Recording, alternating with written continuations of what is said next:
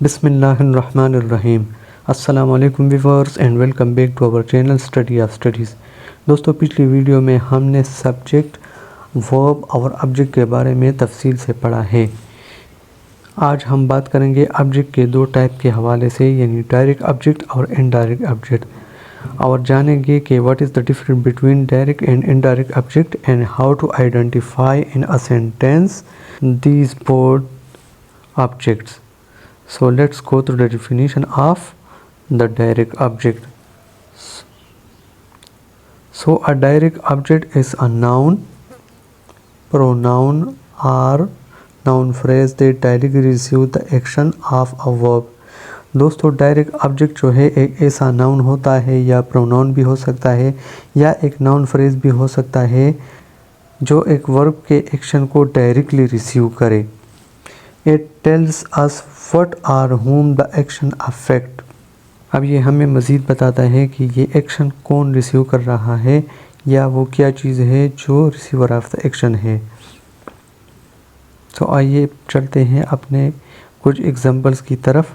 अब ये पहला वाला एग्जांपल देखें दोस्तों, the Ali kicked the ball. इसमें आप नोट करें, अली जो है ये एक सब्जेक्ट है क्योंकि ये डूअर ऑफ द एक्शन है, और ये वर्ब जो है ये इसमें किक्ड है क्योंकि एक्शन को ज़ाहिर कर रहा है, और डायरेक्ट ऑब्जेक्ट जो है इसमें ये एक बाल है क्योंकि अली जो है उसके बारे में सेंटेंस में बात हो रही है, और ये जो एक्शन वर्ड है ये किक्ड है यानी एक अमल को ज़ाहिर कर रहा है, और द बाल जो है वो एक एक्शन को रिसीव कर रहा है।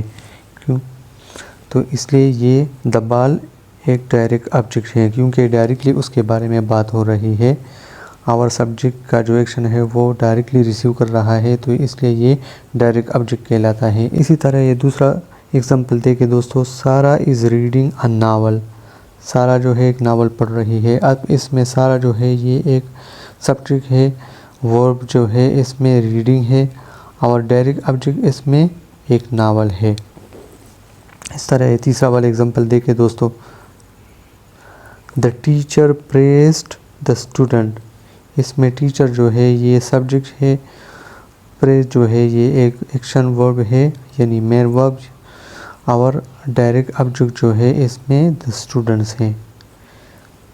ये चौथा वाला एग्जांपल नोट करें, वी वॉच द मूवी। अब इसमें वी जो है एक प्रोनाउन है और ये एक सब्जेक्ट के तौर पर काम कर रहा है। वर्ब जो है इसमें वॉश का लफ्ज़ इस्तेमाल हुआ है तो ये एक वर्ब है, और द मूवी का जो ग्रुप ऑफ वर्ड है ये एक डायरेक्ट ऑब्जेक्ट के तौर पर काम कर रहा है, तो इसलिए ये एक डायरेक्ट ऑब्जेक्ट है। इस तरह लास्ट वाले एग्जांपल देखें दोस्तों, दे बिल्ट अ ब्रिज। अब इसमें ये दे जो लफ्ज़ है ये एक प्रोनाउन है और एक सब्जेक्ट के तौर पर काम कर रहा है क्योंकि इसमें एक डूअर ऑफ द एक्शन है, और ये बिल्ट का जो लफ्ज़ है ये एक वर्ब है यानी इन एक्शन वर्ब है और मेन वर्ब के तौर पर काम कर रहा है, और इसी तरह ये जो ब्रिज है ये एक डायरेक्ट ऑब्जेक्ट है क्योंकि ये एक्शन को रिसीव कर रहा है। तो आइए अब चलते हैं इनडायरेक्ट ऑब्जेक्ट की तरफ।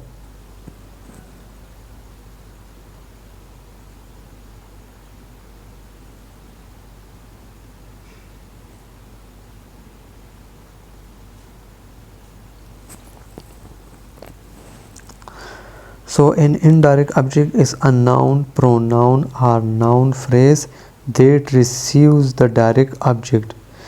दोस्तों, इनडायरेक्ट ऑब्जेक्ट एक ऐसा नाउन होता है या प्रोनाउन या नाउन फ्रेज होता है जो एक डायरेक्ट ऑब्जेक्ट के एक्शन को रिसीव करता है। It tells us to whom, for whom, to what or for what the action of a verb is performed. ये हमें मज़ीद बताता है कि ये डायरेक्ट ऑब्जेक्ट का जो एक्शन रिसीव हुआ था ये किसके लिए या किस चीज़ के लिए परफॉर्म हो रहा है। An indirect object usually comes before the direct object, और इनडायरेक्ट ऑब्जेक्ट जो होता है ये आम तौर पर डायरेक्ट ऑब्जेक्ट से पहले आता है, यानी सेंटेंस में डायरेक्ट ऑब्जेक्ट से पहले आता है। तो अब चलते हैं इसके कुछ एग्जांपल्स की तरफ, तो इंशाल्लाह आप जान जाएंगे ये पहला वाला एग्जांपल नोट करें दोस्तों। सारा गेव अली अ बुक।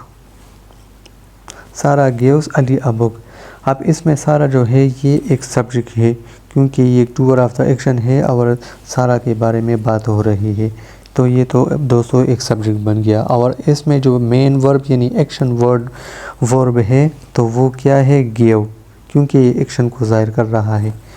अब ये जो है अ बुक, ये हमें व्हाट या हु का जवाब दे रहा है और ये एक डायरेक्ट ऑब्जेक्ट है, क्योंकि सारा गिव व्हाट, तो ये हमें अब बुक का जवाब दे रहा है, तो इसलिए ये बुक जो है ये एक डायरेक्ट ऑब्जेक्ट है।